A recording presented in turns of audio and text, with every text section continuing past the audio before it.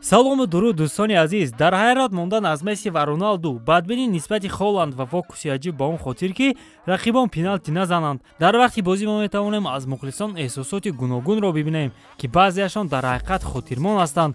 Барои мисол, мухлиси машҳуртарини соли 2021 ки наворо бо иштироки ӯ ба фикрам ҳама дидааст, як мухлиси Швейтсария бо номи Лука Лоутенбах аст.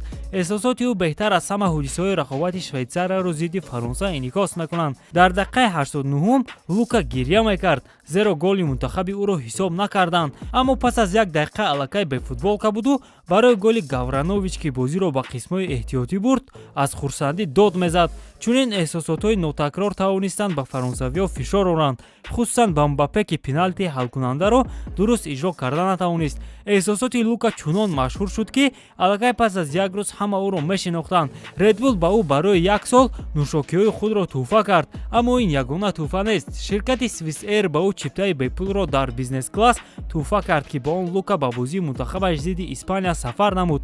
Ана бюрои Швейтсария оид ба сайёҳӣ ва ин мухлис роҳхатро ба осоишгоҳ тӯҳфа кард то азабҳояшро каме ором кунад. Дар пеш шуморо ҳодисаҳои аҷиб бо мухлисон интизоранд. Бинобар ин лайкҳои қиматбои худро гузошта ба канал обуна шавед. Пеш аз идома додан хотиррасон мекунам ки сарпарасти видеоҳои мо ширкати 1x аст. Регистратсия осон, пур кардан ва гирифтани маблағ аз тамоми гӯшаву канори дунё ва коэффициентҳои баланд ба ҳамаи рақобатҳо. Вале муҳимтар аз ҳама, бонус $100 дар аввалин пардохт бо промокоди ташфут.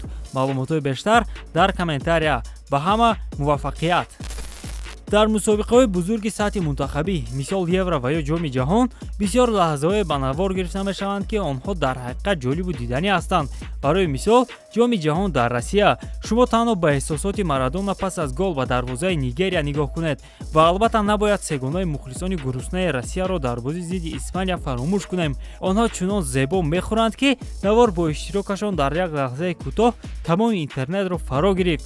Ҳамчунин эҳсосоти мухлисони мунтахаби Олмонро дар ёд дорем ва ин ҳам пас аз он ки мунтахабашон ҳатто аз гурӯҳаш баромада натавонист. Пас аз ҷоми ҷаҳон 2014 онҳо аз футболбозон интизориҳои бештар доштанд. Онҳо нақша доштанд ки мисли Ангела Меркел пас аз голи Гёце дар финали ҷоми ҷаҳони соли 2014 зидди Аргентина хурсандӣ мекунанд. Вале бештар аз ҳама Роналду ва Месси ба мухлисон хурсандӣ мебахшанд. Пас аз голҳои Лео, хусусан голҳои ғалабаовар, мухлисон омодаанд ки мӯи сари худро бо дастонашон бикананд. Ана ба баъзе голҳои Месси ҳатто бовар кардан душвор аст. Маҳз ба хотири чунин голҳои зебо мухлисон ба футбол мераванд. Дар ПСЖ Месси хело кам гол мезанад, вале бибинед ки пас аз голи аввали Лео дар Лигаи 1 мухлисони ПСЖ ӯро чӣ гуна табрик карданд. Вале худи Месси низ дар курсии эҳтиётӣ ба ҳайси мухлис нишастааст. Боре вақте ӯ ҳамроҳ бо Суарес ва кӯдаконаш ба бозии Барселона омад, як ҳодисаи хандаовар рух дод. Писари Месси пас аз голи Бетис ба дарвозаи Барселона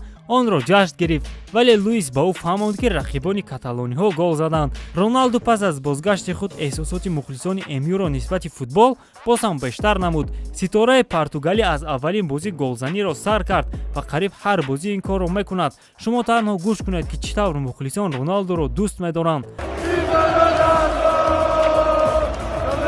Криштиану дар ин қадар соли ҳунарнамои кумири миллион мухлисони футбол шуд, аз духтарони хурдсол сар карда то занҳои калонсол ва ҳатто барои майдонҳои 60-70 ҳазора.